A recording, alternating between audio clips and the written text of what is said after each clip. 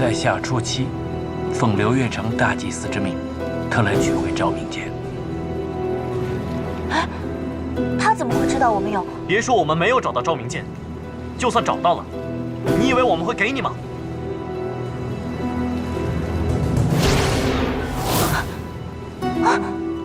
好快！他竟能瞬间奇阵穿梭。我早知道你们找到了所有的昭明碎片，交出来，我或许会考虑饶他一命。不要给他！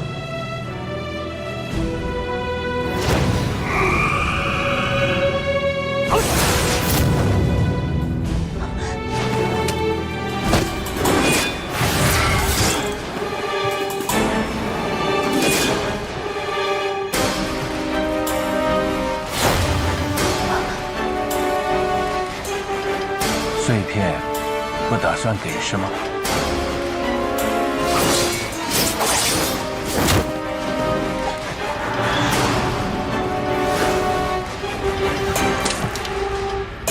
没事吧？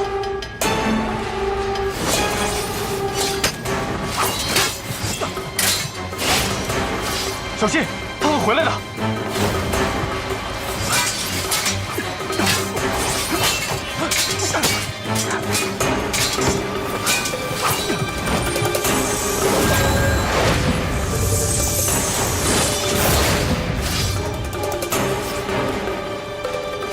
难怪12会败在你们手里，倒是我轻敌了。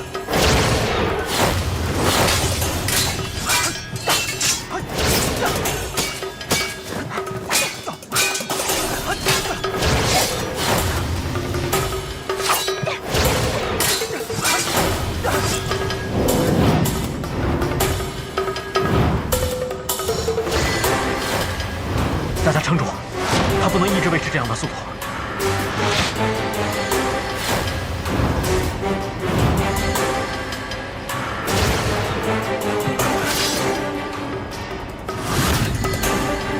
你错了，我只会更快。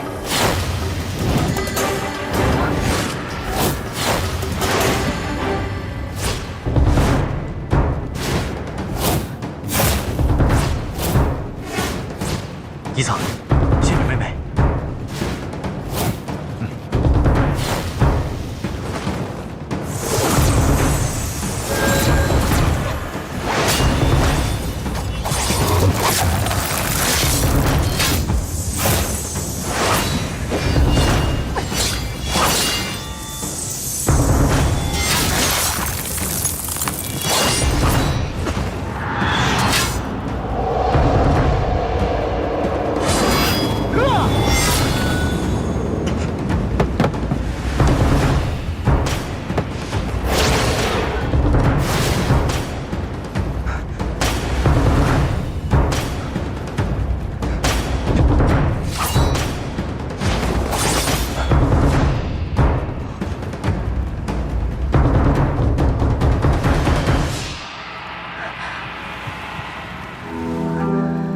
谢一哥哥，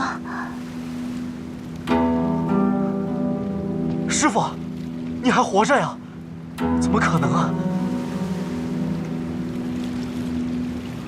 我们遵循你的遗愿，千辛万苦寻找昭明，而你却为沈烨卖命。我追随大祭司多年，从未私行授受。师傅一说，从何说起？不对，我们在捐毒时，亲眼看到沈烨一刀斩下谢前辈的头颅。这个人不可能是谢前辈。这个人满身杀气，身上没有一丝一毫谢前辈的气息，肯定又是刘月成的诡计。无意，阮妹妹，千万不要被他迷惑了。不对，顺华之咒，在这个世上，只有我和师傅才会。他真的是谢一哥哥？胡言乱语。下界之前，我从未见过你们4人。那为什么你的声音、样貌、招式，跟我师父一模一样？世上怎么会有这样的巧合？难道说，这一切都是他们计划好的？没错，今日种种，均是主人一手布局的。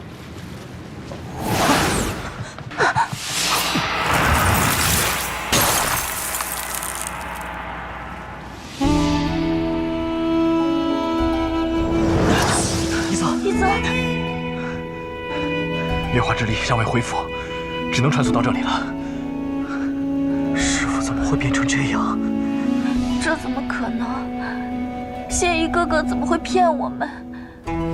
又怎么可能对我们拔刀相向呢？无论其中是否有隐状，眼下他都要夺走昭明剑，我们绝不能坐以待毙。是，我们赶紧走吧。这城中还不知道有多少刘月成的眼线。走走。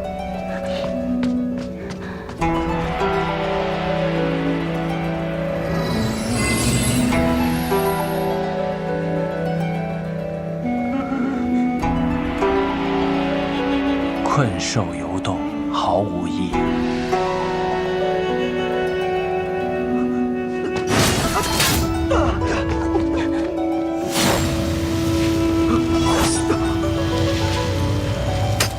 昭明剑是我对师父的承诺，绝不会让你拿走。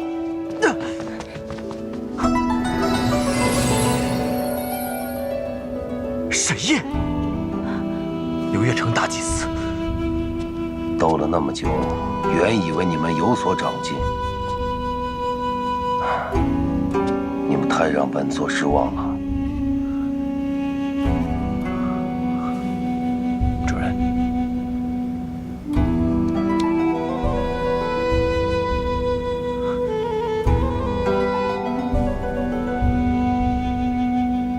沈夜，你对我师父到底做了什么？他为什么会变成这副模样？你们根本没有见过真正的谢依，若非本座精心策划，你岂会拜谢依为师？又岂能乖乖的去寻找昭明神剑？师父，这是真的吗？难道你一直在利用我们？你们用尽手段，实在是卑鄙！那又如何？就凭你们几个人的本事，能拿本座怎样？对野师而言，没有什么不可能。在这个世上，有太多事情你无法预料。就像当初，你也没有料到，我师父会背弃你吧？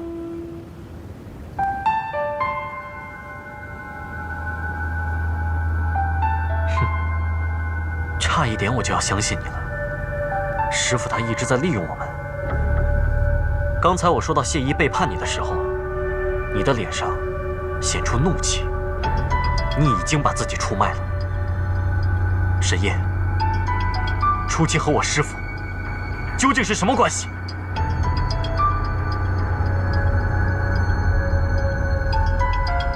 蠢货！你认为自己是眼师，可你始终未察觉到你们之前见到的根本不是谢依。不是谢依，那我师父到底是谁？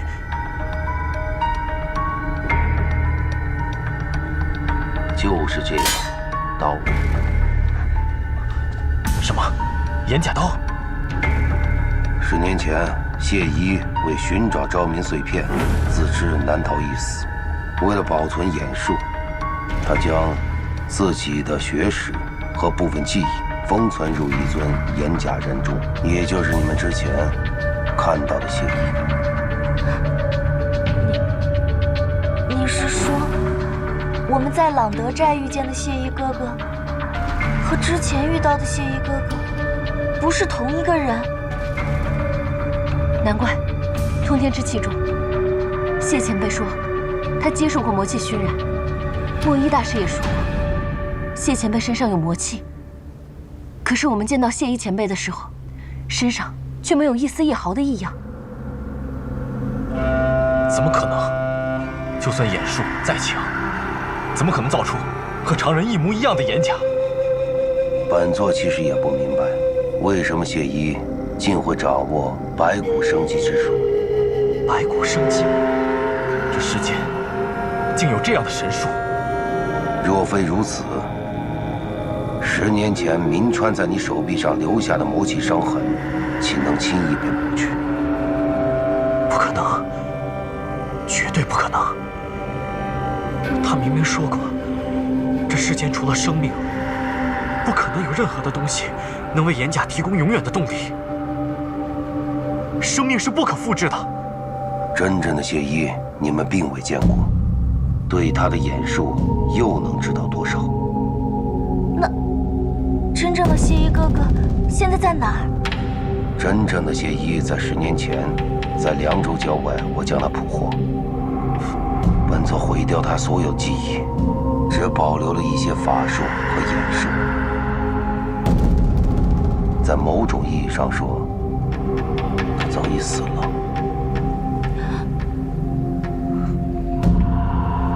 10年前，凉州郊外。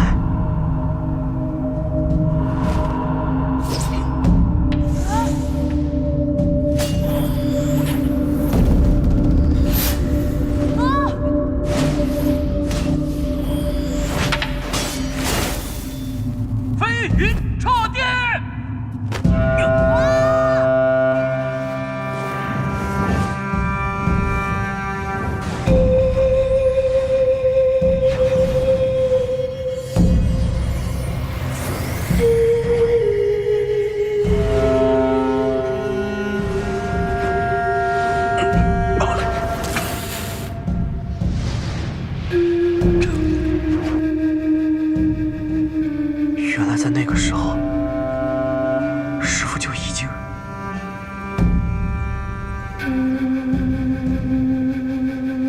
那初期是真正的谢伯伯了。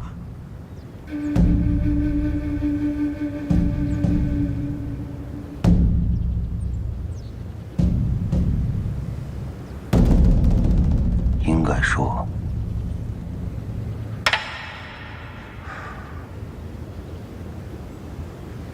他曾经是谢一。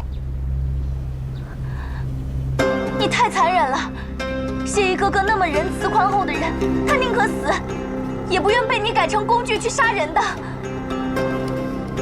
残忍？我残忍吗？当初我把谢一捕获的时候，我曾经问过他，你心里有没有一丝一毫的悔恨？他却回答我，旧日种种如船而逝，何必重提？我栽培他这么多年，我甚至想把猎山部和整个流月城交付给他，他就告诉我，往事不用再提，与本座恩断义绝。那他对我不够残忍吗？哪怕我再残忍100倍，有何不可？你当真不可理喻？难怪，当初我们请求谢前辈随我们一同去西域，他百般拒绝。我真不知道谢一是如何考虑的，竟然让那岩甲人深信自己就是谢一，直到头颅被砍下那一刻，还在以谢一的身份维护你们，以谢一的身份去赴死，以谢一的身份维护我们，以谢一的身份赴死。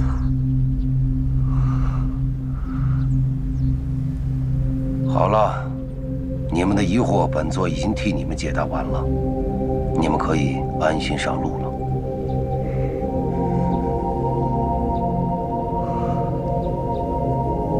这把昭明剑已经觉醒，需要用人来击剑。初期，不，谢一，替我杀了他们。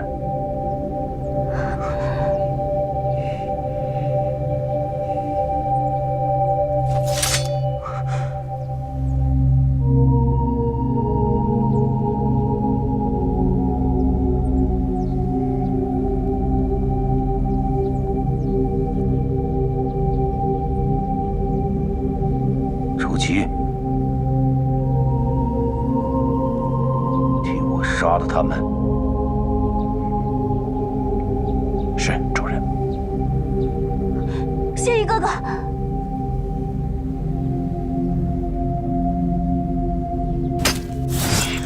等等！你杀了我吧，我的命给你，你让他们离开。岳兄，无意，小叶子，你说什么呢？我们怎么会丢下你一个人？大不了我们和他拼了。他可是谢衣，我们打不过他的。我的法术，还有眼术，都是谢衣教给我的。我的命，你拿去吧。这一切因我而起，也应由我了结。看在我曾是谢衣徒弟的份上，请你让他们走吧。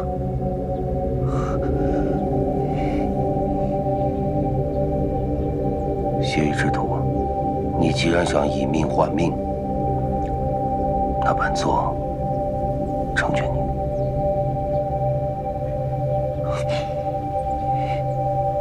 出去，杀了他。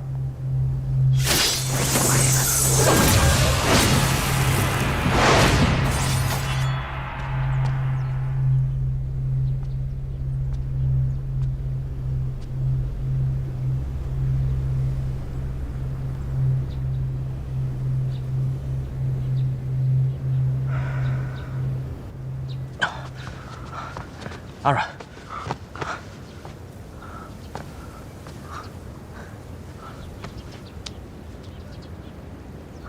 看样子，他们没有追过来。阿软妹妹怎么样了？灵力尚且平稳，但愿没有大碍。我已将我们几人的灵力踪迹掩盖了，他们短时间内不会追踪到这里。我们还是先回客栈安置好阿软，再从长计议吧。都怪我，这一切都怪我。无意，要不是我带出寒光，一意孤行要找谢衣，也不会把大家牵扯进来，更不会看着师父死掉。岳兄，你没有必要过分的自责。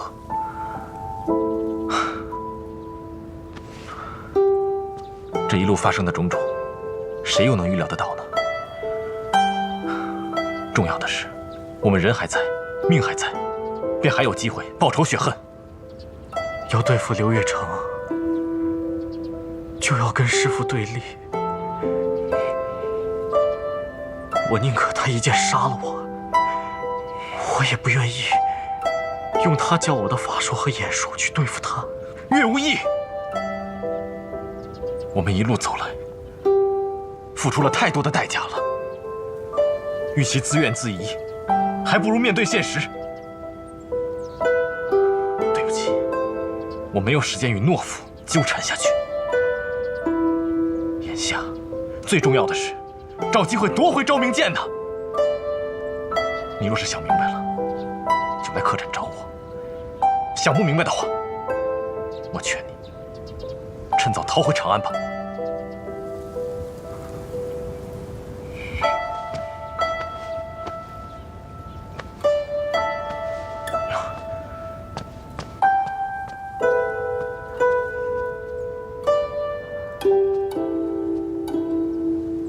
无意，温然，我想一个人静一静。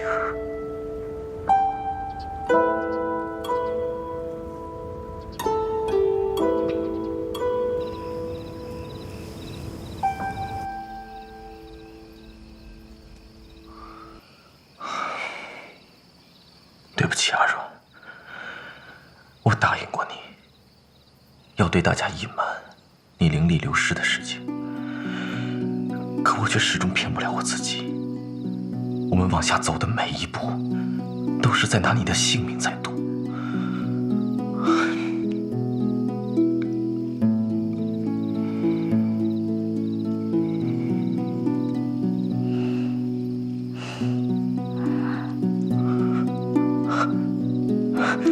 你醒了？沙一泽，我可是神仙，豪飞这一点灵力不算什么的。哦，对了，西前辈为你调制的滋补草药还有一些，我这边去给你煎药，啊。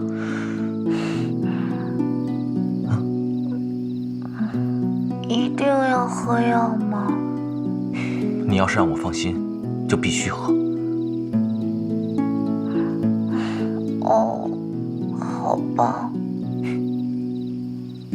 乖。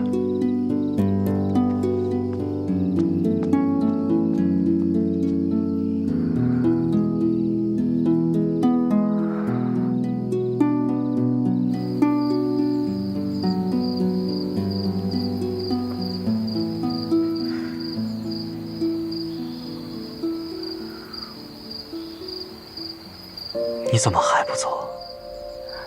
不管你想待多久，我都会陪着你。你为什么要陪我呀？为什么？一策说的没错，我是个懦夫，是个窝囊废。师父为什么要把印记给我？我算什么呀？从小到大，我文不能文，武不能武，爹娘也由着我胡闹。师父为什么要把这么重的担子交给我？文然，岳无义，你睁大眼睛好好看一看，刘月成把广州城变成什么样子了？如果不是你及时阻止，全城的百姓连命都没有了。如果按照刘月成的计划，整个夏界都将会变成广州这副样子。那时候，无论是谁，都避无可避。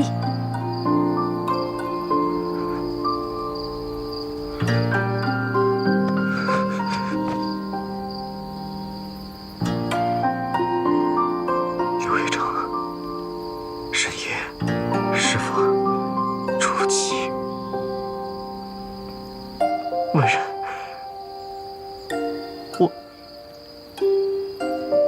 我脑子一团乱。我现在完全不想再跟他们纠缠下去了。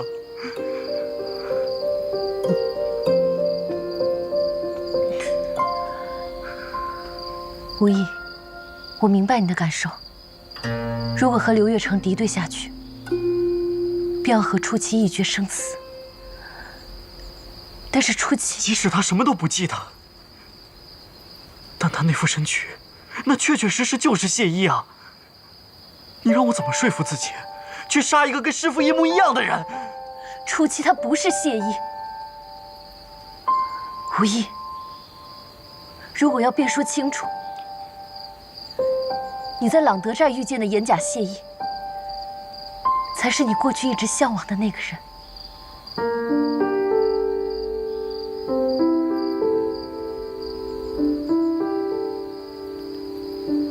文然，你怎么会这么说？真正的谢依，为了阻止沈烨用举目残害下界，叛逃出了刘月城。为了消灭心魔，终其一生寻找昭明剑。这些意志，他都传给了眼甲谢前辈。刚才的初期，不过是一副没有灵魂的躯壳罢了。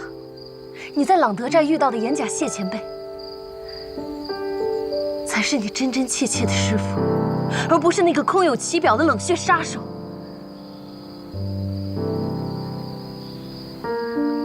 你还记得谢前辈临终前的嘱托吗？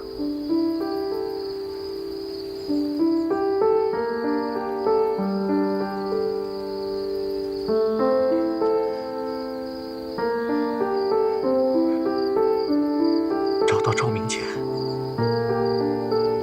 阻止刘月成。文然，谢谢你。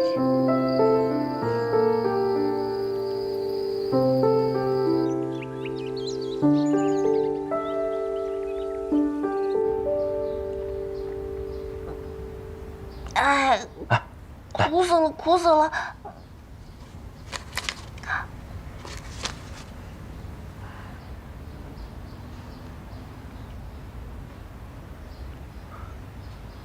怎么了，阿软？糖不甜了吗？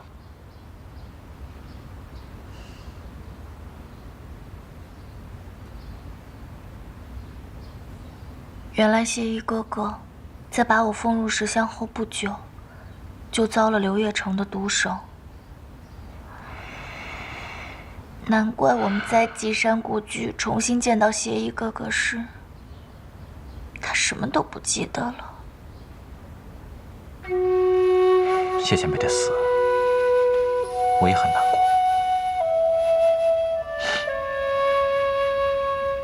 当年是他将我从巫山捡了回来，教我读书、识字，待我像亲妹妹一样，还让我见识到了繁华热闹的人间。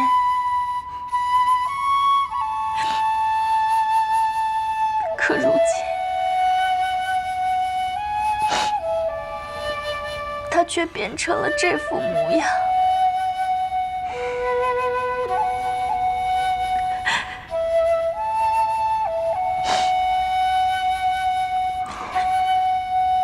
阿软，也许这么说会很残酷，但是我还是要说，你认识的谢前辈，他已经死了。你刚才看到的那个人，他叫初七，并不是谢衣。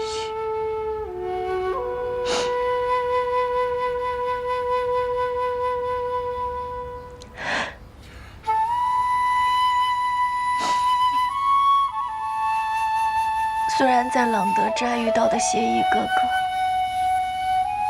和之前的不一样，脾气秉性也完全不同，可一路相处下来，我已经把他当成真的谢衣哥哥了。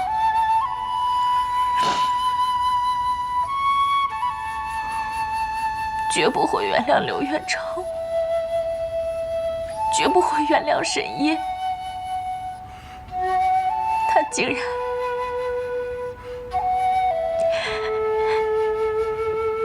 然2次杀死了我生命中如此重要的人。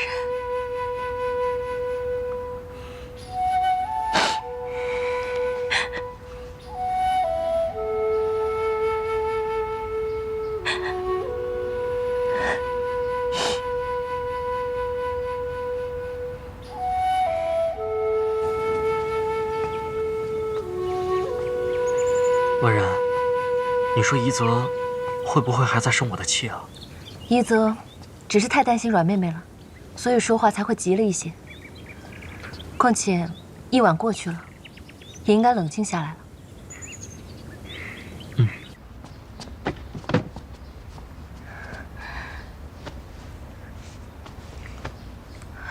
阮妹妹，你这是怎么了？怎么动不动就晕倒啊？没事的，文人姐姐，你不要担心。我就是打架打累了，想偷个懒，让宜泽背我回来呗。哎，初七和沈烨行踪不定，实力高深莫测，我们到底该如何夺回昭明？于七是昭明的铸造者，对昭明了解甚多，不如把他叫出来问一问，说不定会有追踪到昭明的方法。小子，其实倒也不必非要追回昭明剑，还有其他办法。什么办法？说来也简单，记得我说过的昭明剑心吗？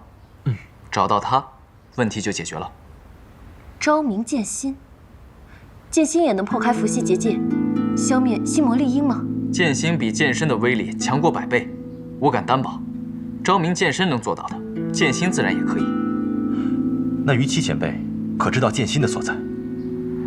上次我随月小子进入通天之气，发现神农留下的秘术中有一种叫做寻梦的法术，它可以催动生灵进入久远的记忆，阮丫头与昭明碎片相互感应，或许能记起些什么也说不定。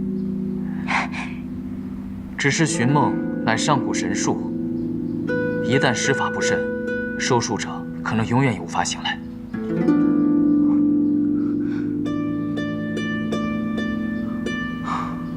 前辈，在下一蛊之时，浑身剧痛，有如骨肉分离，尝尽了煎熬。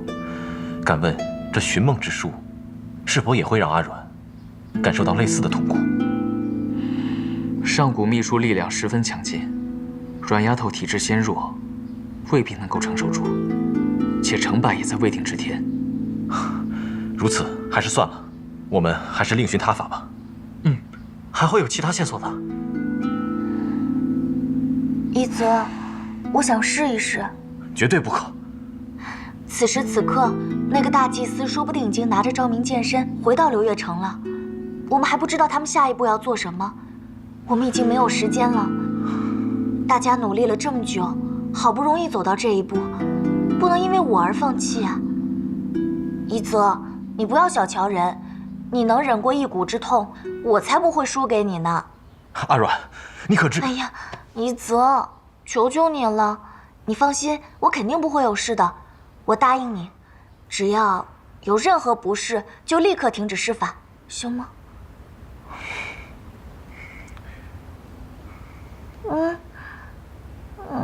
拜托。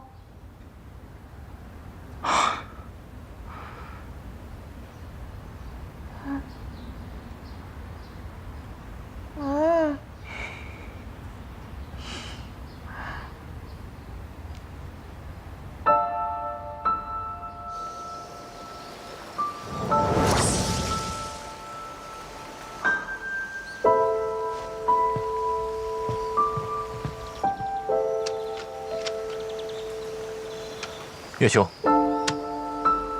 对不起，先前我担心阿软的伤势，心浮气躁，错口说了些重话，可那些并非在下的本意，希望你能够谅解。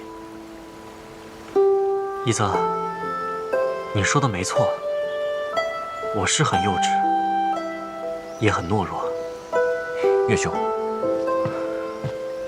岳兄，我们4个人能够一路走到今天，都并非懦弱之人，只不过凡人总容易被情感左右，而在下也并不例外。一泽，多亏了你跟文人骂了我一通，我这才回过神来。其实我知道，你心里比我们每个人都要更苦楚。哎呀，好了，别婆婆妈妈了，2个大男人，啊，赶紧找吧。好。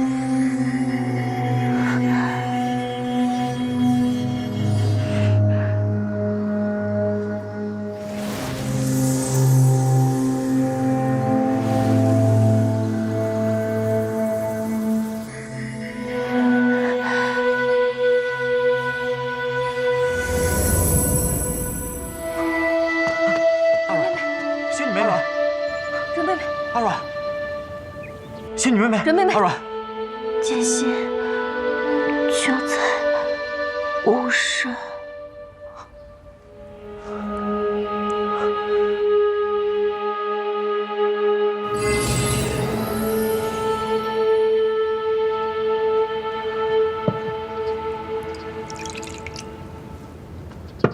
谢谢。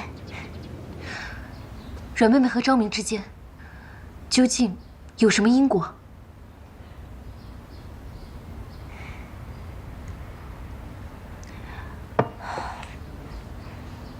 我也不知道，或许这次去巫山我们就能找到答案了。哎，不如我们明早就出发吧。仙女妹妹，你身体还很虚弱，既然已经知道剑心的位置了，那多休息几天再出发吧。哎呀，我睡一觉就没事了。小叶子，不许看不起本仙。阿软，听话。哎呀，别啰嗦了。好了好了，本仙现在要休息了，你们也快点回去歇着吧。不用陪我了，走吧走吧，快去吧，去吧去吧去吧。哎呀，没事儿了，快歇着吧。好了，你们快走吧。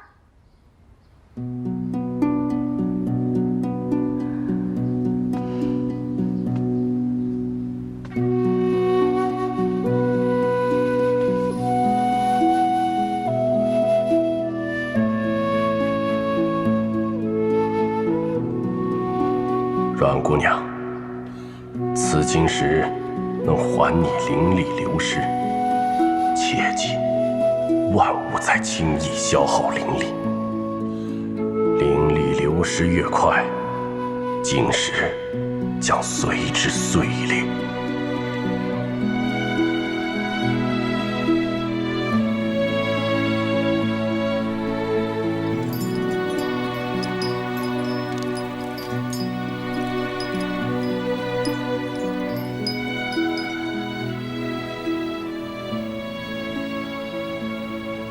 小鸟，小鸟，小小鸟，小鸟，小鸟，小小鸟，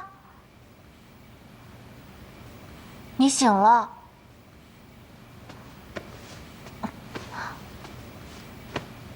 刚才小溪看到了一只紫色的小小鸟，好美好美啊！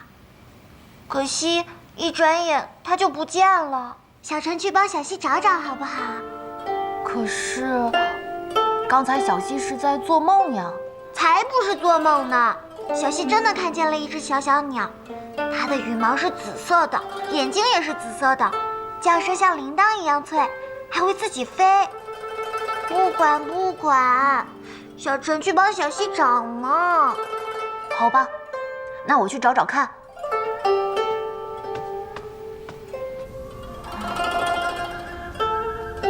刘月成，哪有紫色的小鸟啊？唉。静平姑姑好。小陈，这么晚了，你要去哪儿啊？刘月成，哪有紫色的小鸟啊？刘月成终年寒冷，除了岩甲和幻术造出的飞禽，哪会有活生生的小鸟啊？小溪梦见了一只紫色小鸟，很是喜欢，我想给它抓一只来。早年间，七杀大人倒是给西小姐做过几只岩甲鸟，我去帮你找找，你在这等我啊。好，谢谢静平姑姑。不谢。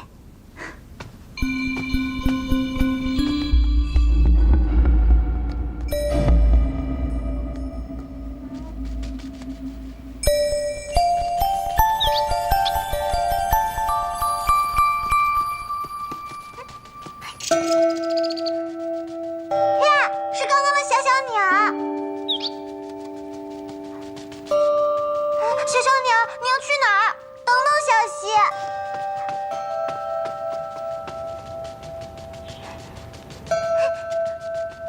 小小鸟，小小鸟，你要去哪儿？等等，小溪。小小鸟。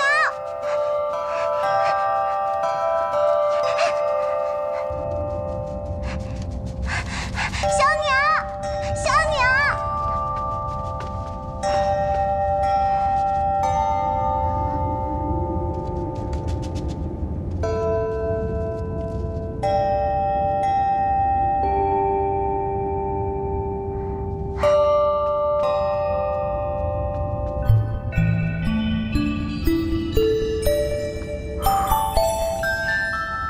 苍明姐姐，你醒啦？小溪，夜这么深了，你怎么一个人跑这儿来了？小溪想和那只小小鸟做朋友，可是它一直飞，小溪追着追着就过来了。对了，哥哥很想念苍明姐姐，要是他知道你醒了，一定会很高兴的。小溪这就去告诉他。小溪，还是让姐姐自己去告诉他吧，想必他会更高兴的。小溪还是暂时先替姐姐保守这个秘密，好不好？小溪听苍明姐姐的。小溪真乖。小溪追了这只小鸟这么远，肯定很喜欢它吧？是呀，小溪还只在故事里听过活生生会飞的小鸟呢。苍明姐姐，能把小小鸟借小溪玩一会儿吗？一会儿就好。这个嘛，这只小鸟可是姐姐的宝贝，可不能平白就给了你。啊，可是小溪真的很喜欢它呢。那这样吧，如果小溪愿意用胸前这枚宝石和姐姐来换，姐姐就将小鸟换给你，好吗？这个，就是它。不行不行，哥哥说过一定不能摘下它。可是这只小鸟多漂亮啊！姐姐就是借这块宝石看一眼，然后就还给你。小溪不再考虑一下？好吧，苍明姐姐，你只看一会儿就还给我，不然被哥哥发现了，他会不开心的。好。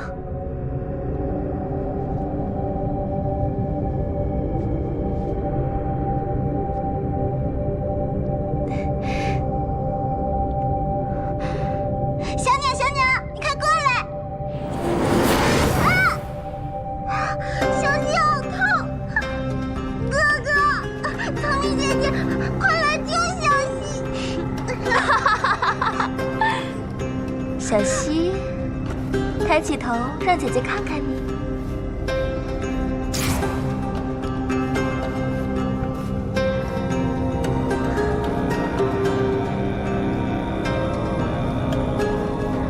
小溪今晚去看星星了，没碰见任何人，也没发生任何事，对吗？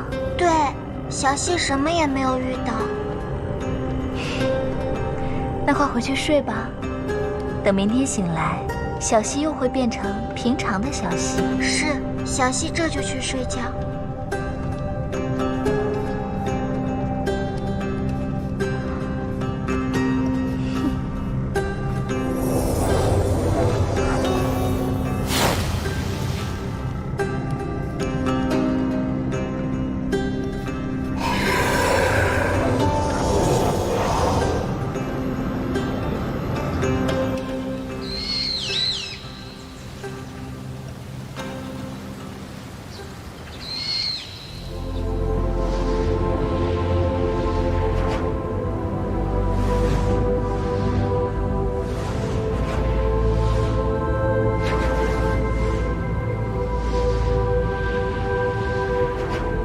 过了江陵北上，应该就是巫山了。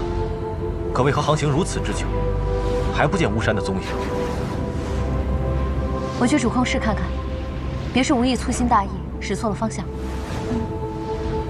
哎，等等，你们看那儿。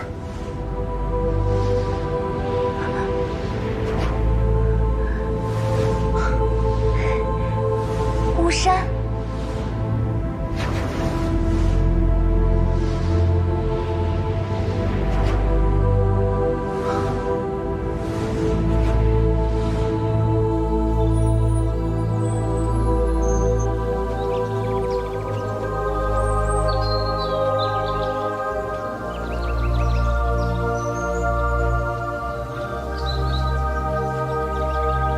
这里就是巫山啊！和我记忆中一模一样。从这穿过去，应该就能到巫山了吧？试试便知。走吧。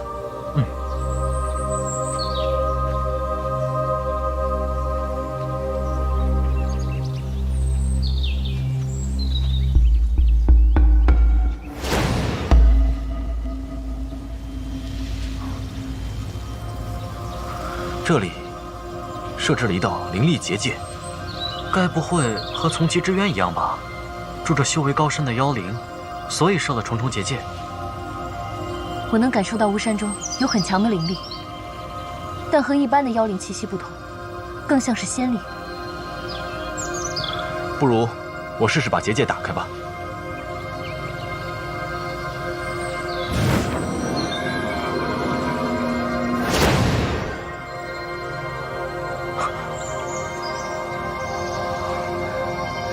一泽，让我试试吧。不要逞强。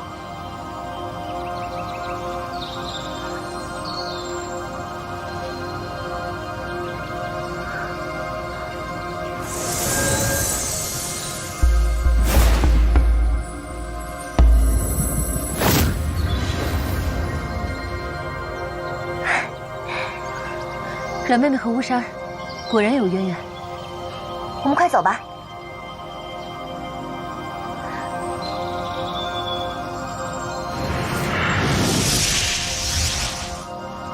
广州举目悉数遭毁，大祭司打算怎样弥补啊？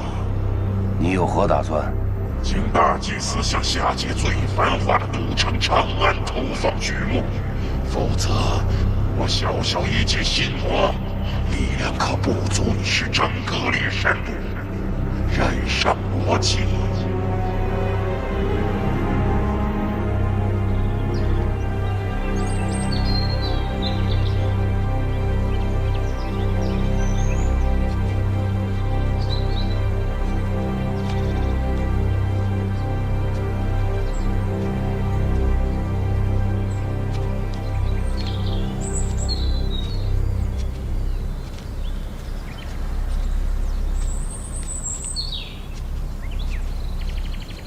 这到底是什么地方呀？这么壮观！看样子，这里以前是座宫殿。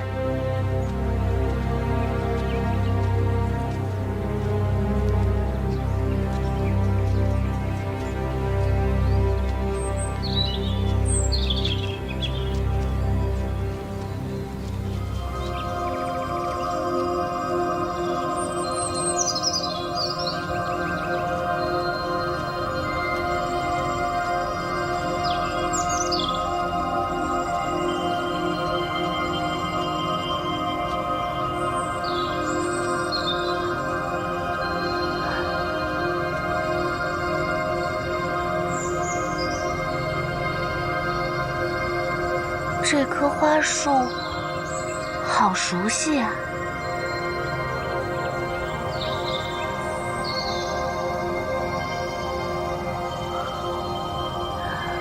阿软，在想什么？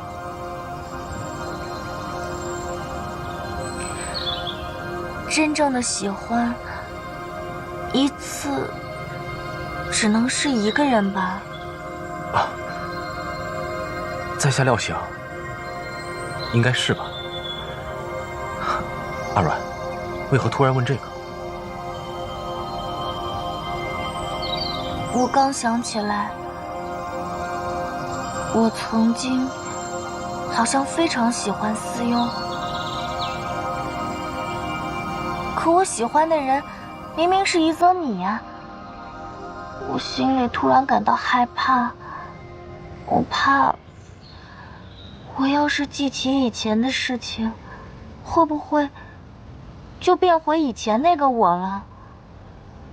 会不会就不再喜欢一泽了？怎么办？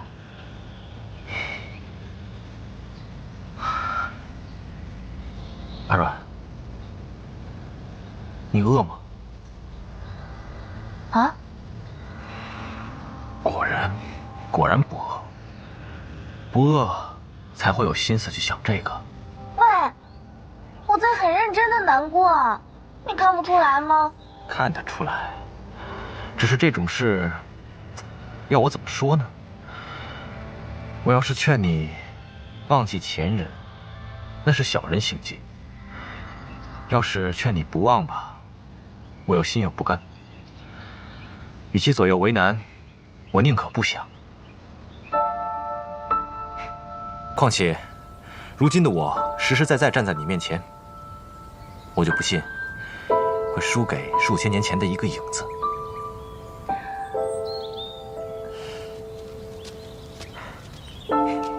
一泽，仙女妹妹，这个地方错综复杂，大家别走散了，赶紧走吧。走。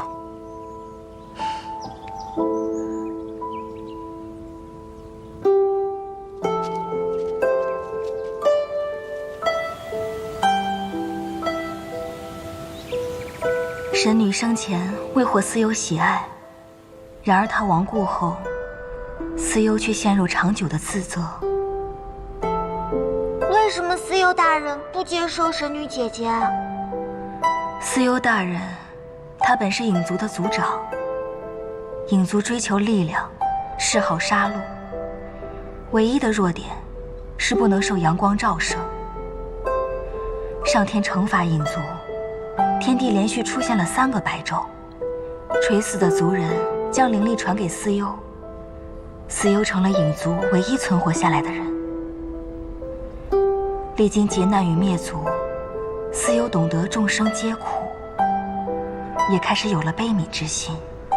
在神农的帮助下，司幽被度为仙身，派去巫山保护和陪伴神女。其实司幽并非不喜欢神女，只觉得她太过温暖灿烂，像天际永恒燃烧的太阳般美好，而自己却属于黑暗。他内心有太多的郁结与伤怀，自认不配与神女比肩。司幽大人真傻，喜欢就要说出来呀，否则哪天像小溪这样醒来后什么都不记得了，该多可惜啊！是啊，喜欢一个人，哪有是非对错可言？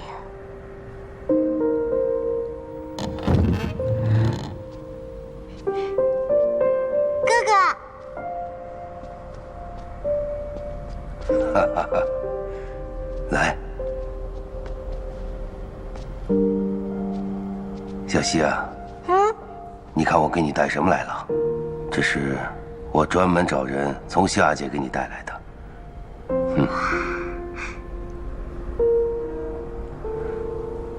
刚才你们说什么呢？谁喜欢谁呀？我刚才给小溪讲司幽与神女的故事。怀月姐姐，你这个故事都已经讲了多少遍了？小溪，你是不是想起什么了？自从小陈教我记日记，小溪能知道每天发生过的事。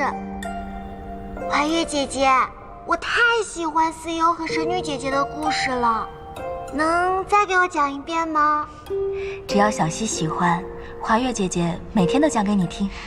怀月姐姐对我太好了。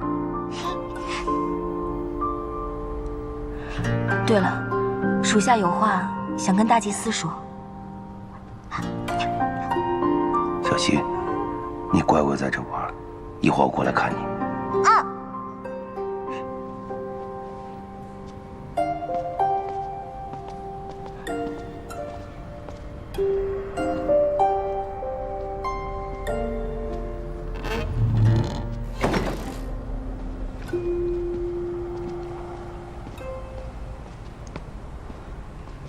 找我什么事？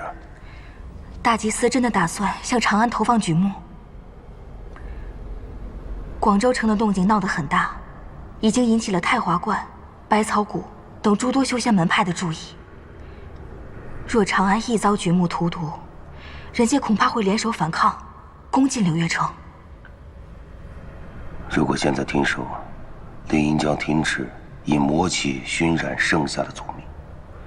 更何况下界那些人若无昭明剑，是无法隔开父系结界。现在柳月城已箭在弦上，没有退路可走。可是，没有可是，此事不必在意了。华月，你立刻率领族人展开迁徙行动，先将成功熏染魔气的族民送去龙滨宇，再派人加以守卫。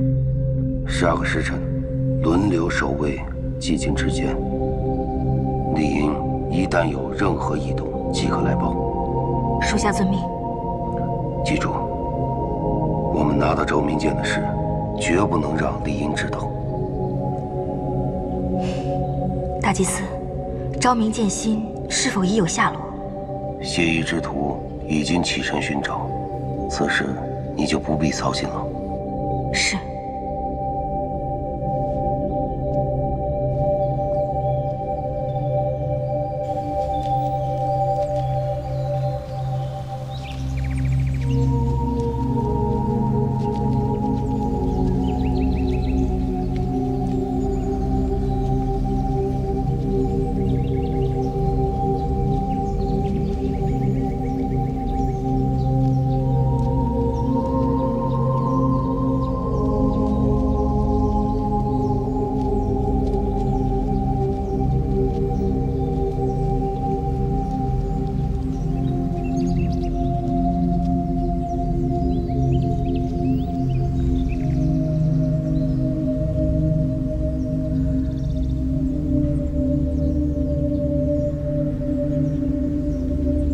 泽，怎么了？是不是有什么发现啊？大家有没有察觉，这里弥漫着一股哀婉的灵力气息？一泽，是不是发现了什么？一泽，你说嘛。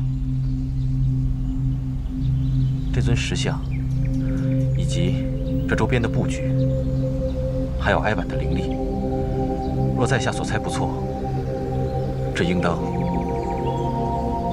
是一座木塔。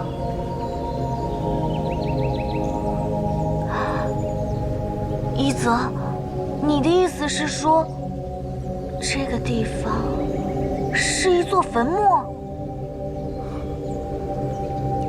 也就是说，这里是我死后住的地方。我果然曾经死掉过吗？不会的，阮妹妹，过去的很多事你都忘了，或许木塔里是别人呢。我记得很清楚，这里的一草一木，一石一峰，我都这样熟悉。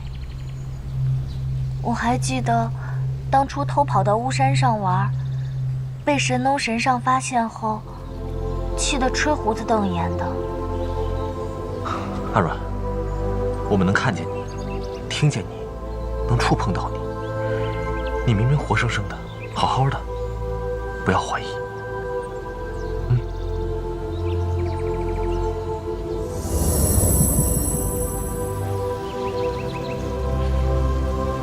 阿阮，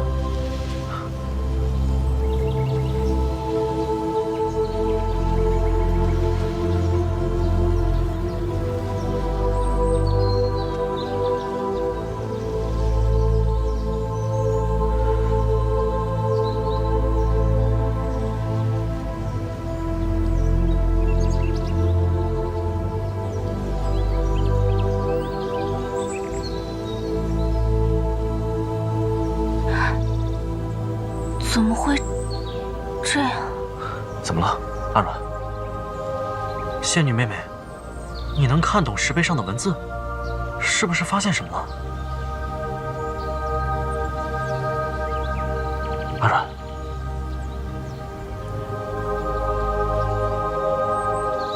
这上面的文字我也认不太全，大概意思是说，我巫山神女喜欢上了仙人思幽，向思幽表露心意，可惜思幽却不肯回应。没过多久之后，巫山神女就怎么了？就死去了。什么？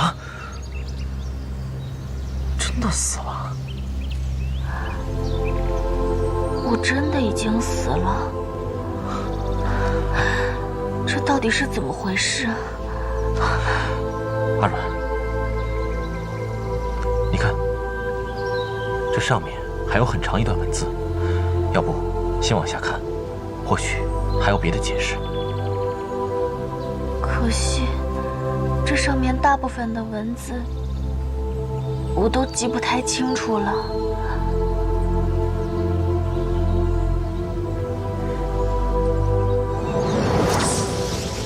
于七，这是上古之时神农所创的天界古语。天界古语，莫非就是师尊曾提及的上古诸神所用的文字？不错。于七，这上面的文字你认识吗？待无一事。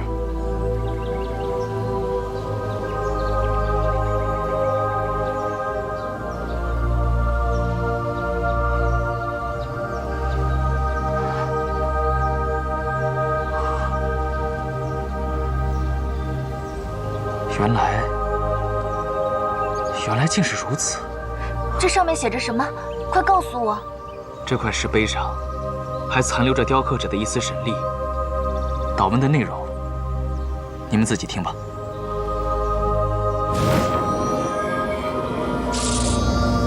生者有时尽，逝者永难追。这茫茫浮世，万物皆有尽期，生老病死，悲欢聚散，纵是仙神，又何曾例外？声音是从石头里传出来的，可这个声音又是谁的呢？这个声音，我记得，这是神农神上的。当年天竺倾覆之灾初平，大地圣灵凋敝，帝皇女娲以土为质，将命魂牵引其中，新的人与兽适才诞生。然大地生灵无穷无数，即便女娲神力广大，亦不免渐生疲惫，于因此而企图另谋创生之法，虽以辟邪之骨制造一具仙人躯体，却始终无法使其具备情志。此时恰逢神剑昭明崩碎，而机缘巧合之下，于察觉其剑心似有化灵之兆。剑心，昭明剑心，难道是被神农拿走了？小子稍安勿躁。可惜剑心业已碎裂，不复当初。余向伏羲索取剑心，以神力将其拼合，并置入仙人的体内。仙人自此方有知觉七情，亦如常人。因其常往下界游玩，游喜巫山山水，故获赐名巫山神女。什么？我们要找的剑心，就是仙女妹妹啊！这怎么可能？如果阮妹妹是剑心的话，于七前辈怎么会不知道呢？吾是神剑昭明的铸造者，若阮丫头是剑心的话，吾早就察觉了。如果我不是剑心，那剑心在哪儿？要是找不到剑心的话，那我们……仙女妹妹，这都什么时候了，还想着找剑心啊？先听神农把话讲完。神女毅力聪慧，深得众仙神喜爱。可惜以剑心代替魂魄，违逆自然天道，并非长久之计。或因心绪起伏，神女体内剑心重有四散，于百般不救而不得，终究只得坐视其衰竭而亡。弹指之间，令其诞生又复夭折，历经世间诸苦。可见仙神若有一念之私，便将贻害无穷。神农神上到最后果然后悔造出了我吗？阿阮，神女寂寞，于念及其生前留恋巫山草木，便将能回溯记忆的三世镜封入此石，佐之神力，以神女生前种种意念为基，于巫山山体内修成神女墓。念之愿其死复生，东流万代无回水。予以一线神念驻留此地，愿同经历桑田沧海，以全心头憾恨。背负世间生死，百身莫待，万劫难数。如无魂无魄，难及全相，未知归于何处。如若有灵，可愿相告，上下无女。这就完了？那阮妹妹是谁？按祷文上说，巫山神女早就已经故去了。三世镜，三世镜能回溯以前的记忆，或许我能从中找到答案。阿阮，我有种不祥的预感，还是不要去追寻答案了，好吗？我们这就离开此地，天涯海角，总有我们的容身之处。你是谁，一点都不重要，重要的是，你现在好好的活着，对吗？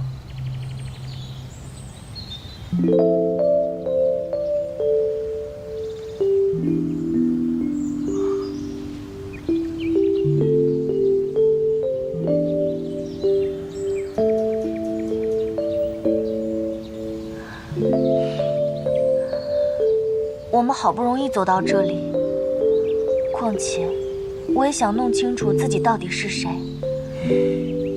而且还有剑心的下落，我不想放弃。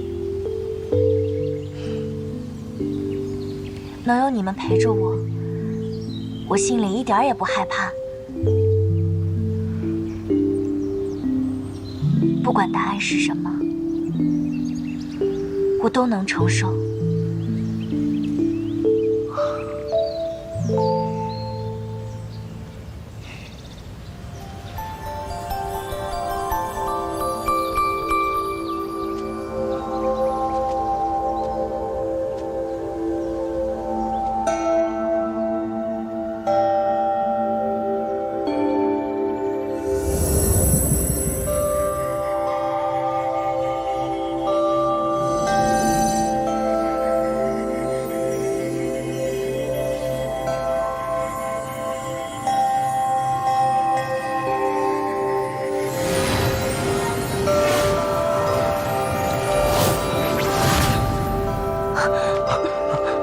怎么了？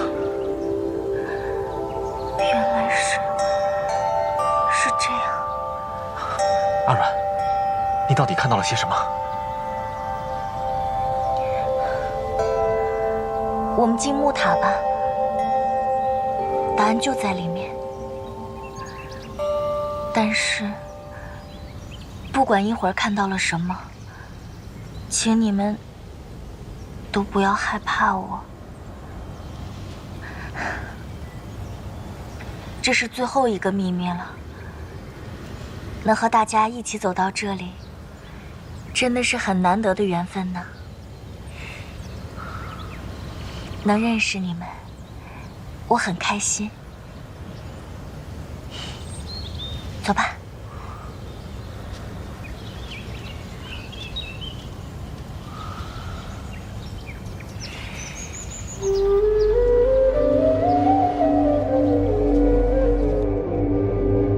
哥哥说，现在开始迁徙了，将一批成功熏染魔气的族民送去龙冰屿。很好，消息真快。他还说了什么？拿到了昭明剑的事，一定不能让丽英知道。什么？神也已经拿到了昭明剑？还有，谢衣之徒已经去找昭明剑心了。昭明剑还有剑心吗？看来大祭司这回是要赶尽杀绝了。拿到剑身还不够，居然还要找昭明剑心，想置我于死地。如果小溪有件宝贝不想被人发现，你会藏在哪儿？小溪会藏在，寂静之间。寂静之间。哥哥说，没有他的命令，谁都不许去打扰苍明姐姐。小溪真聪明，这偌大的流月城中，最安全也是最隐秘的地方，可不就是寂静之间吗？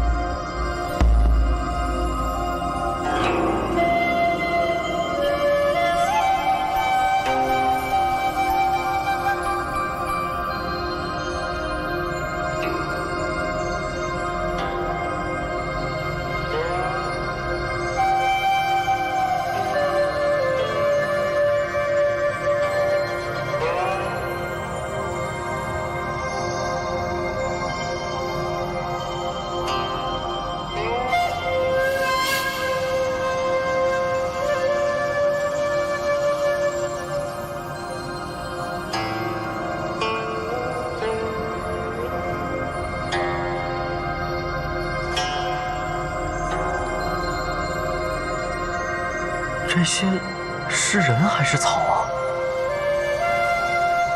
怎么都和阮妹妹长得一模一样？这些是鹿草。鹿草。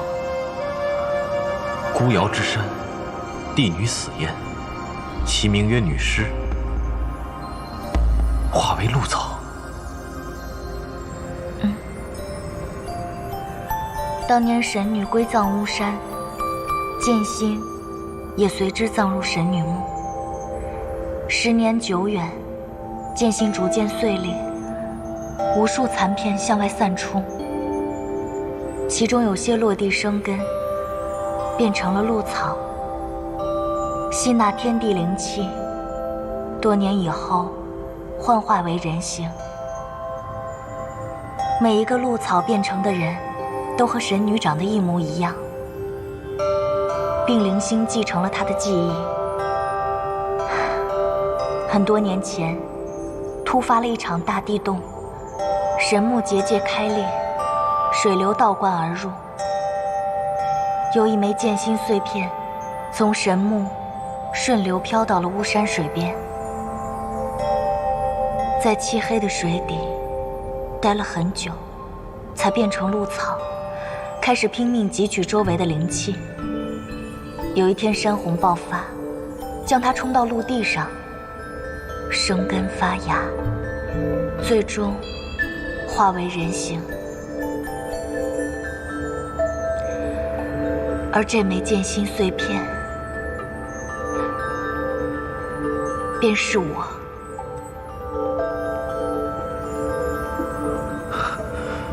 什么？可惜露草一旦幻化成人形，积存的灵气便会开始慢慢逸散，等散到不足以支撑幻形，我就会重新变回露草。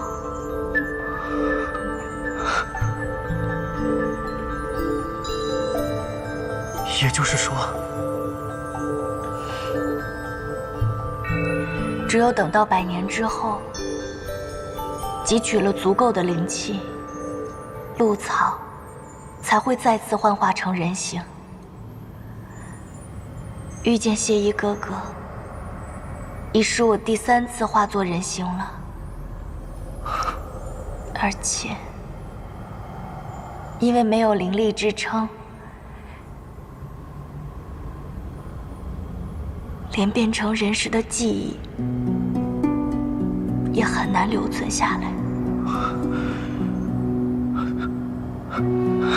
怎么会这样呢？可有补救之法？小子，若剑心完美无瑕，昭明又为何会崩碎？这其中的动荡，早已是注定之事。软丫头，当年昭明出城，我便隐约察觉剑心似将化灵。那是我朝思暮想，既与剑灵见上一面，却始终未能如愿。没想到，过了这么久，终是见着了。可我不是剑心，也不是巫山神女，我只是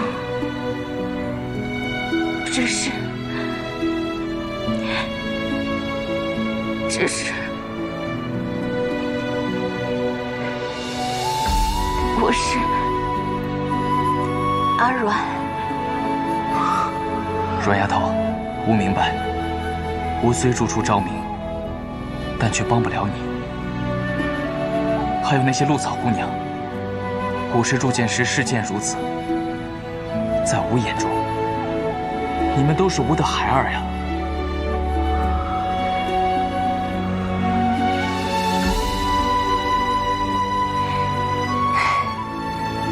其实剑心碎片化灵，还能变成人，本来就是奇迹啊！既然是奇迹，又怎能一直延续下去呢？之前2次幻化成人，连巫山都没能走遍，这次能走这么远，还能遇到大家，上天已经待我不薄了。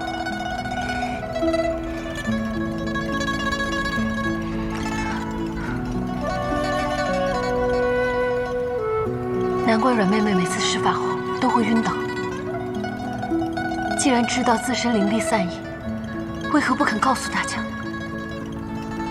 是啊，早知道是这样的话，我们就不会让你频繁使用法术了。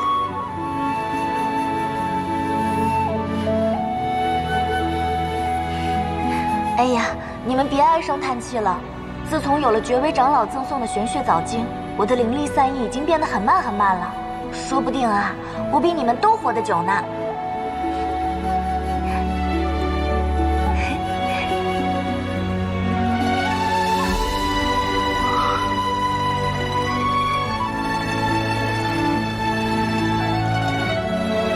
阿软，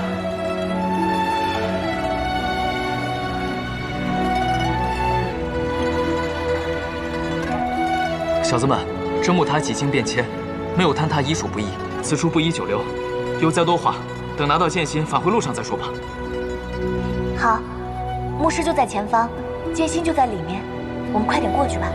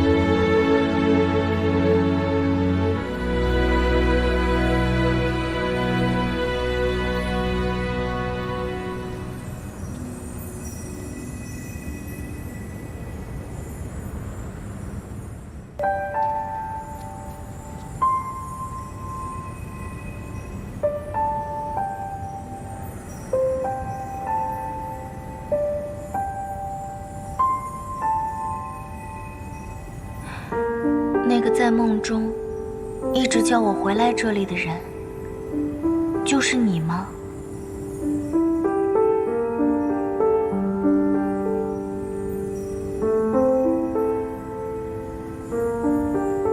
我回来了，你有什么想对我说的吗？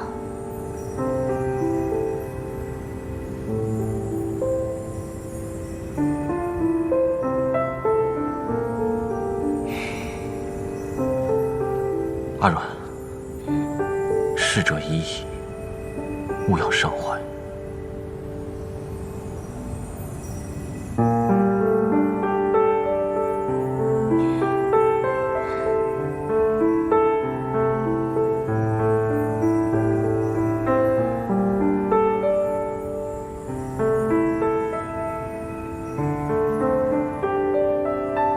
对不起，我们要把剑心拿走，去做一件很重要的事情，请你不要生气。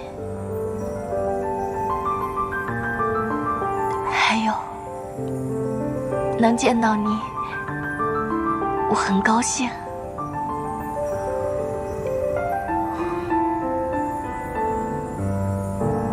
雨切，这些发光的碎片，难道就是昭明剑心？没错，当年昭明剑心碎裂之后，被神农以神力重新拼合起来，相距数千年，只怕神农神力早已衰竭，剑心自然不复其形。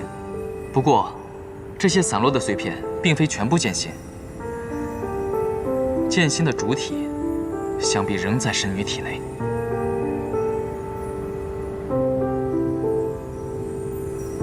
如此，雨琦前辈，这些碎片能否破开伏羲结界？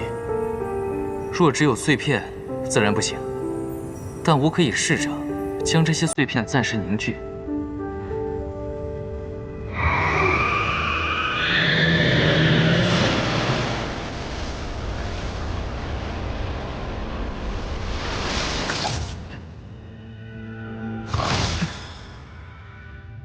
小子，寒光拿来。干嘛？怎么？难道你是要将昭明剑心放入寒光之内啊？剑心，自然是剑中之心，把它放在寒光里，最合适不过。况且，这样一来，寒光也拥有了斩断法力连结之效。可是，一把剑里面有2个剑心，玉器，说不定对你有所损害吧？玉器前辈，无意说的有道理，你切莫冒险。哼，你们也太小看我了，10天半月，我还是能压住昭明剑心的。寒光拿来。寒光。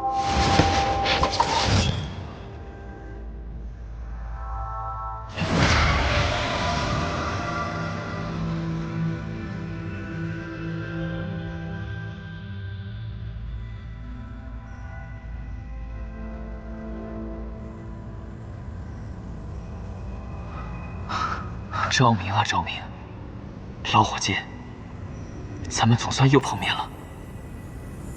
雨七，你还好吧？哼，我好得很，我只取了大约1/4的剑心，用以破开伏羲老儿的结界，应无问题。小子，寒光拿去。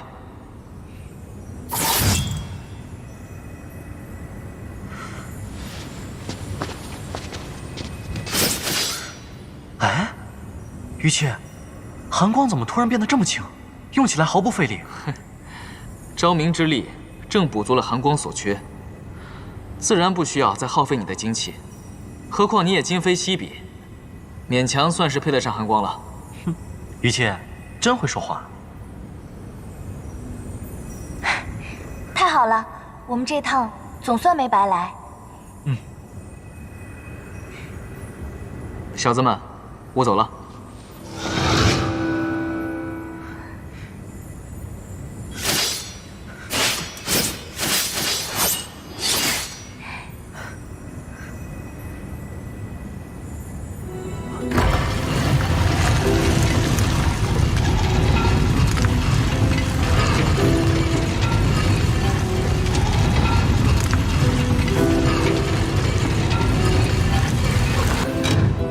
又是你！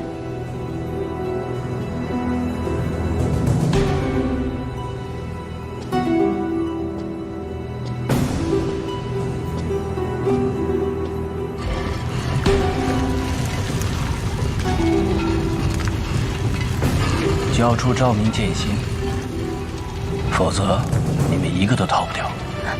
谢衣哥哥，我不是谢衣，谢衣早已不复存在。我今日来，只是为帮主人取得昭明剑心。你们若是束手就擒，我或可以放你们一条生路。不对，一个人的性情、经历、所思所想，怎么能被轻易抹掉？就算你不承认，但我知道，你内心某个地方，一定还是三世镜。岳兄，三世镜。对啊，三世镜。初七，你听我说，你去摸一下外面那个石碑。就能找回以前的记忆，就能变回以前的谢伯伯了。不用了。121年前，谢衣拜入沈夜门下。100年前，心魔出现，谢衣叛逃。50年前，谢衣于巫山邂逅阿软。10年前，谢衣前往捐都。途经凉州郊外时，遭遇沈夜劫杀。你既然已经找回了记忆，为何还要替沈夜卖命？因为我不是谢衣，你们永远无法理解。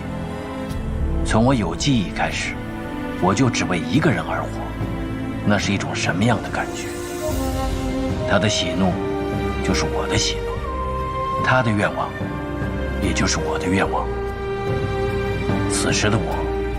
不仅要达成主人的愿望，更是要按我的本心去做。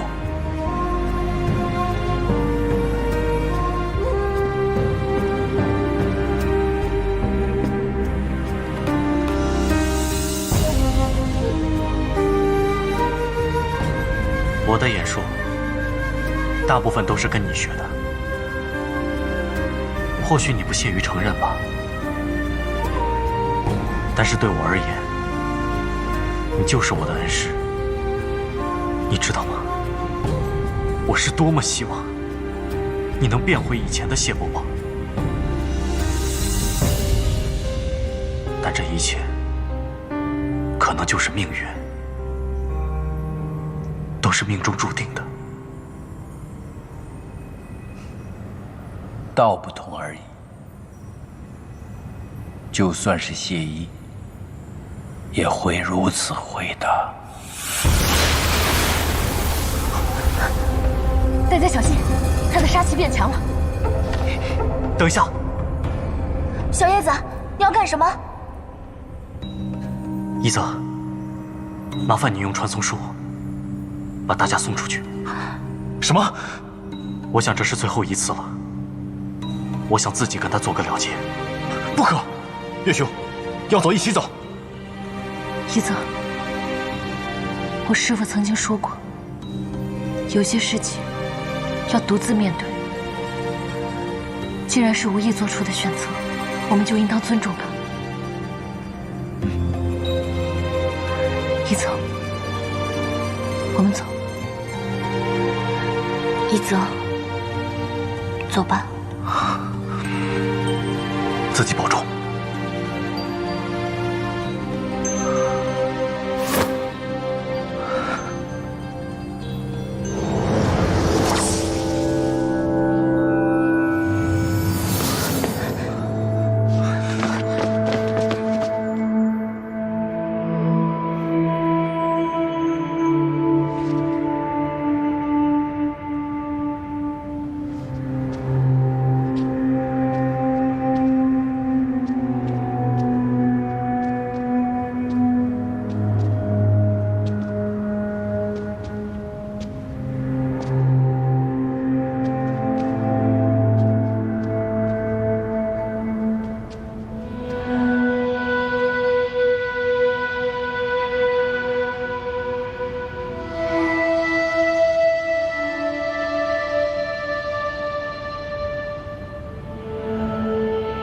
你应该很清楚，你不是我的对手。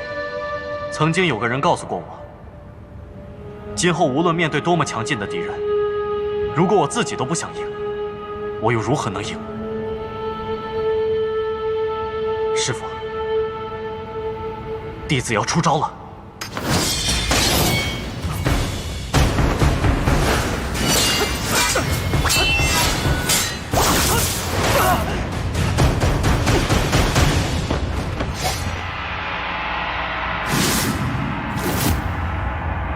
上一次你的招式中全是冰冷的杀意，这一次却平静而收敛，可见你根本就不想伤害我吧？虽然你不想承认，但你已经不是初期了，对吧？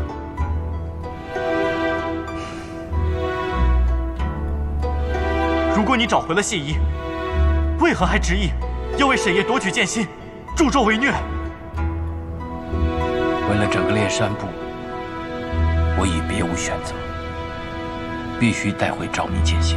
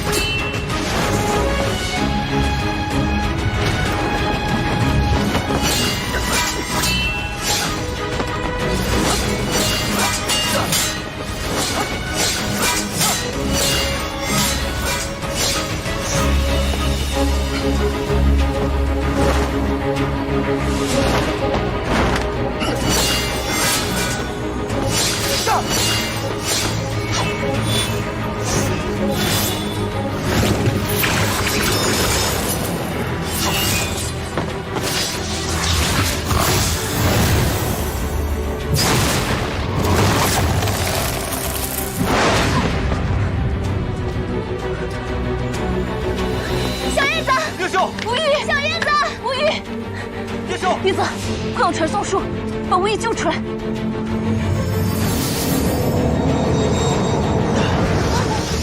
月华之力一时间尚未恢复，在下无能为力。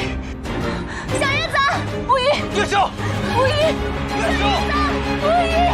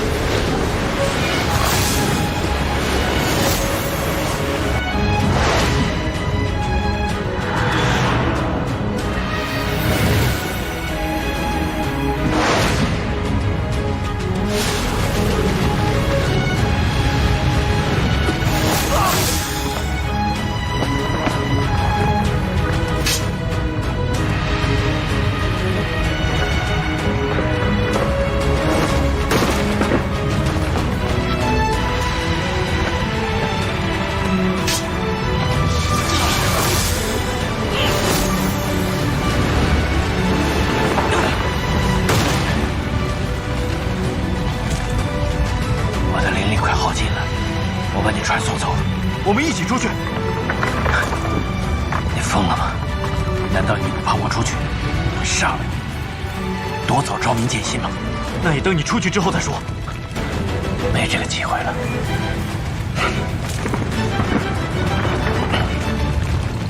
不行，你不是会传送术吗？我们一起出去啊！我的灵力快耗尽了，只能传送一人。什么？无玉，小燕子，叶秀，小燕子，你没事吧？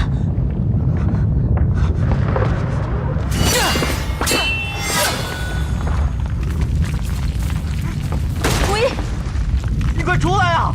快出来！你别费劲了，这道门的机关已经坏了，再也无法开启，走廊也要塌了。你快走！你开什么玩笑啊！你是天下第一演师，什么门可以难得住你啊？你不是要剑心吗？剑心在我这儿，你出来呀！你出来，我就把剑心给你。你们打算带着剑心去流月城？没错，只要我还有一口气在，我就一定会去。好，是非善恶已经不重要了。你记住，唯有昭明才能彻底铲除心魔。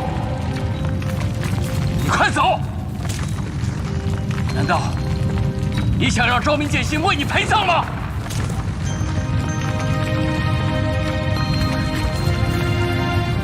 我不管你是初七，还是谢一，我不会再丢下你第二次了，不会。长安即将变成第二个广州，你现在离开，还来得及阻止。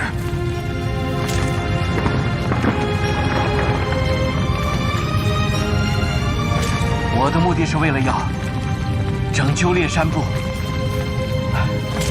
而非将长安城变成死城。你继承了谢一的功力和眼术，不要枉置性命。带着剑心去流月城，彻底铲除心魔。走，快走！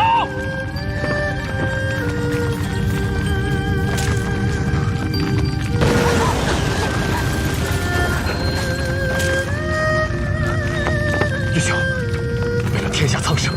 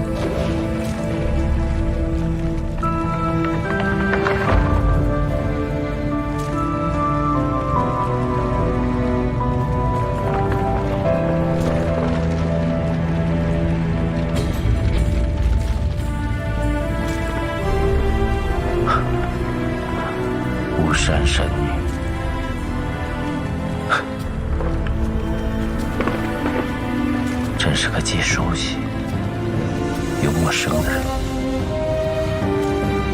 就像我这一世真真假假，到头来连我自己都分不清楚。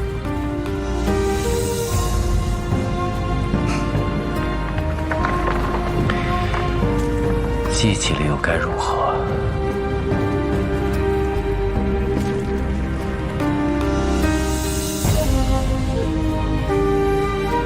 谢依的愿望，我实现不了。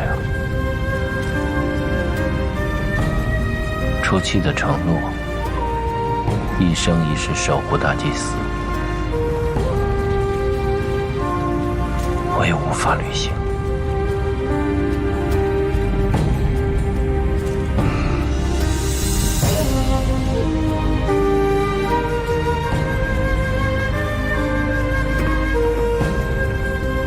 死在这儿，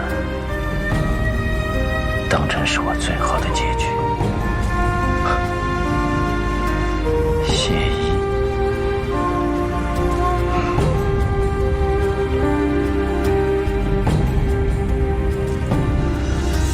你真是个有趣的人呢。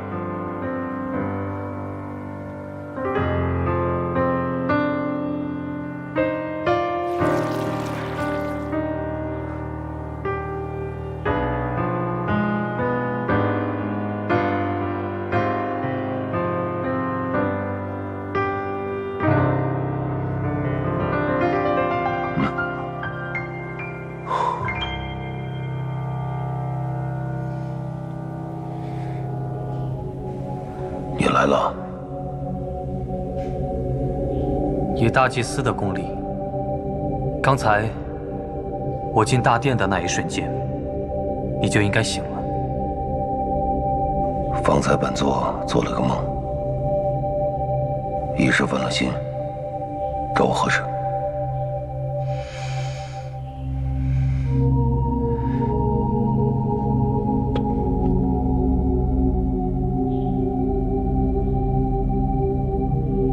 这是什么？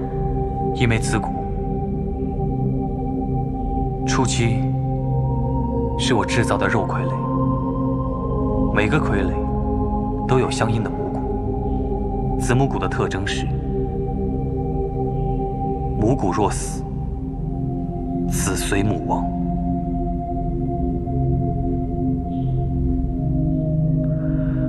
而初期的子骨应该已经……本座知道了。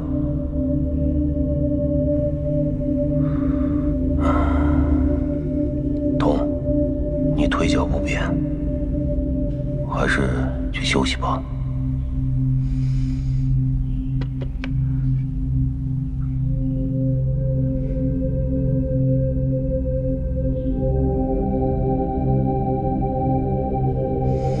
是。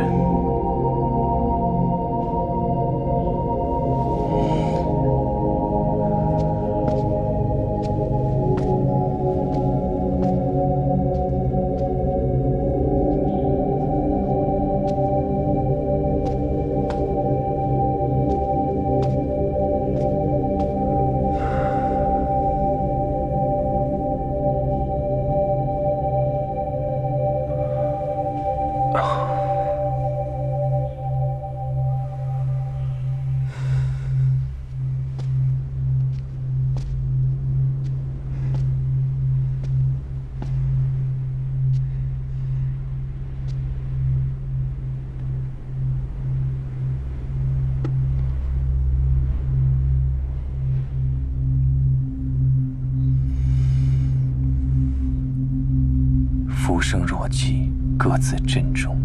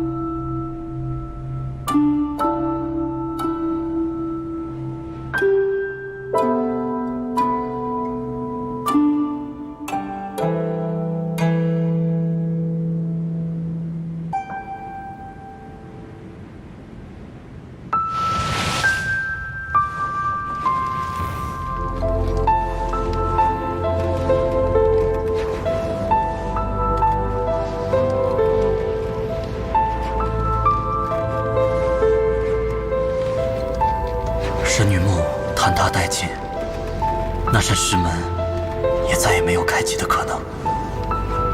最终，我还是无法判断，那个永沉水底的人究竟是谢伯伯，还是名为初期的暗杀者。虽然无论哪一个，对我而言，都不过是个陌生人。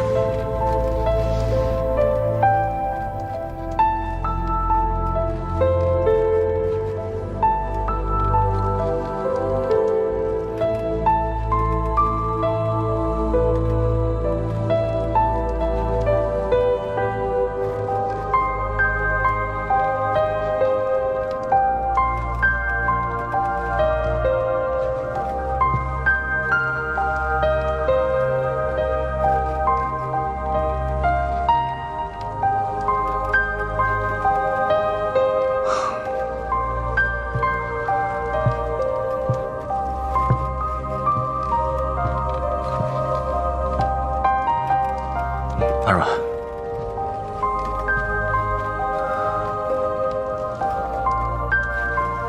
阿软，你还好吗？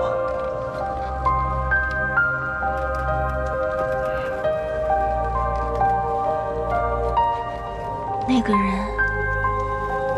不是谢意哥哥，对吧？不是。我希望他不是，这样我心里能好受些。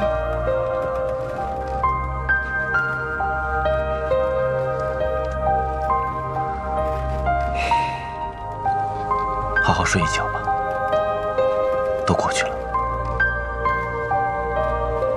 都过去了，不管他是谁。以后真的再也见不到了。再也没人为我吹奏在水一方了。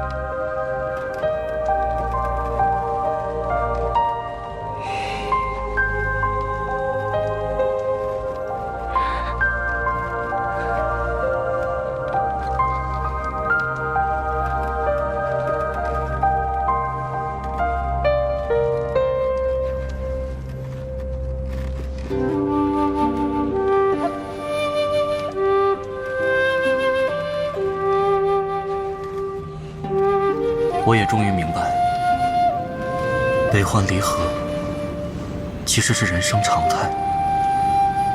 许多时候，就算倾尽全力，付出一切，结果也未必尽如人意。这就是命运。所谓人定胜天，永远只是凡人的奢望。可是，就算世间有那么多我无法战胜的东西，至少我还可以做到永不妥协，永不忘记。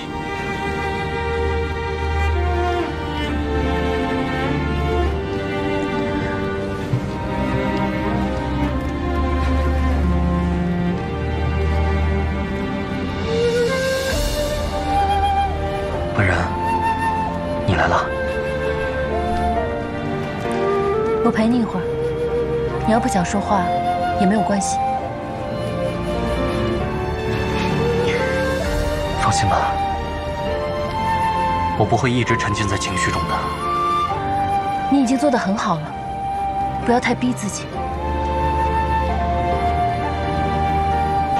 长安还有一场恶战，我没有时间悲伤。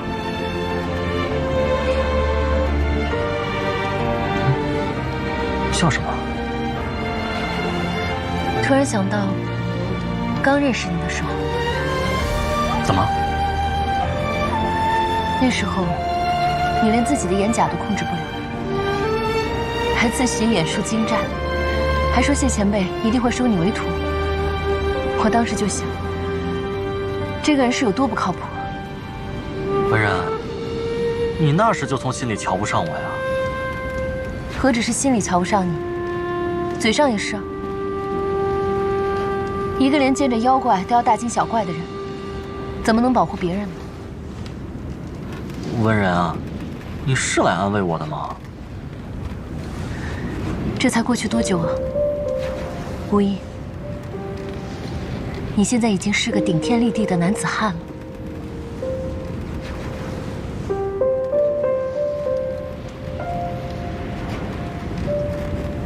可是我觉得，已经过去好久了。像以前那种打打闹闹、无忧无虑的日子，真的是一去不复返了。我师父曾说，只有痛彻心扉的磨难，才会令人一夜成长。我宁可你还是那个不经世事的小少爷。假如说那一日我没去翠竹轩就好了。温然，你相信命中注定吗？命中注定？命中注定我们会相遇，命中注定我会成为谢伯伯的徒弟，注定我会找到自己的身世，注定我会完成师父的遗愿。过去的一切有过遗憾，但我不后悔。就算痛彻心扉，也比无知无觉过完这一生要好得多。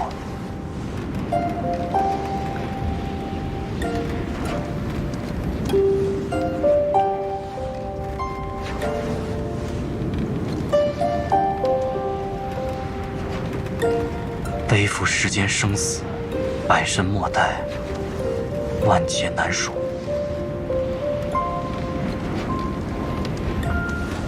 谢伯伯，这一次真的没有再见了。听说地界有条河，叫做忘川。人死之后，饮下忘川水，忘却生前事，才能够投胎转世。忘川是一切记忆的起点和归途。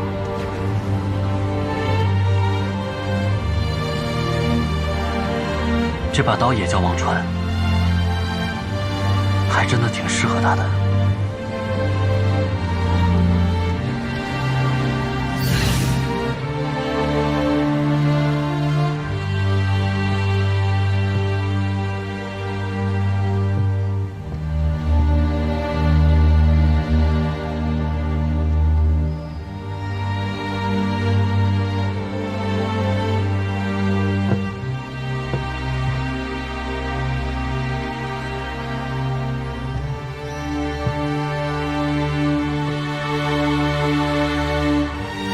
这是谢宝宝给我留下的最后念想了。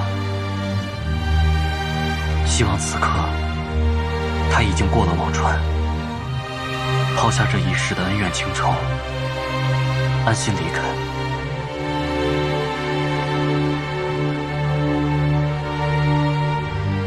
文人，走吧。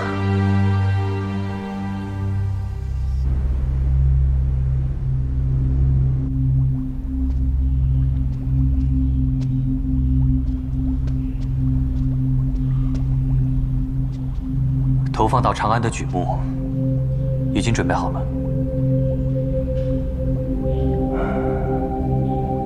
虽然我们已经得到了昭明剑身，可据我所知，还有昭明剑心。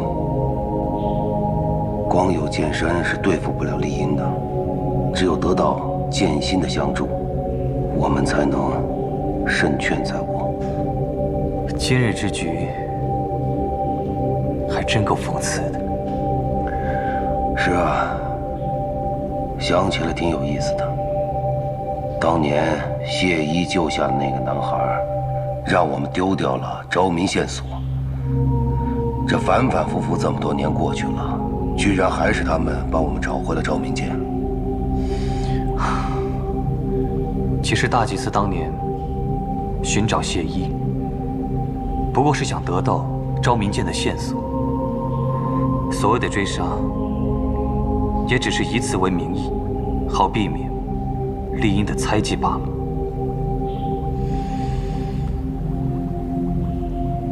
你们本来可以合作的，只可惜谢一始终不肯相信大祭司要除掉丽音的决心，否则他的悲剧当可避免。我了解谢一，即使知道我真的要斩杀丽音，他也未必肯与我合作。哦，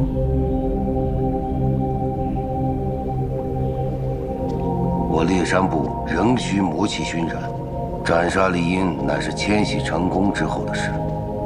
为此，我们还要向下界投放举目之。谢一生性仁慈，绝不愿意下界为此而生灵涂炭。一旦他找到昭明剑，必定会设法提前斩杀丽音。你说的对，大祭司从来就没有杀他之心，而他却早有必死之志。